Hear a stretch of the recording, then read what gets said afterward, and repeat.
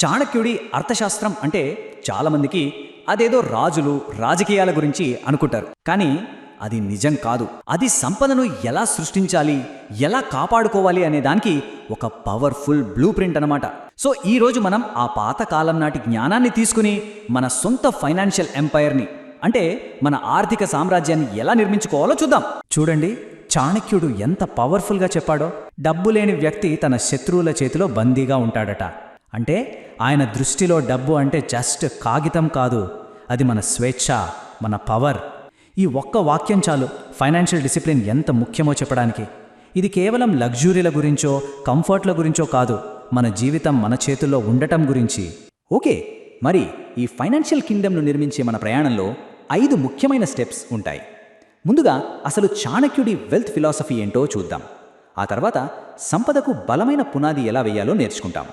దానిపైన మన ఫైనాన్షియల్ ఫోర్ట్రెస్ను అంటే మన ఆర్థిక కోటను నిర్మించుకొని స్వేచ్ఛకు దారితీసే మార్గాన్ని చూస్తాం. ఇక చివరిగా అన్నిటికన్నా ముఖ్యమైనది మన మొదటి అడుగు ఎలా వేయాలో తెలుసుకుంటాం.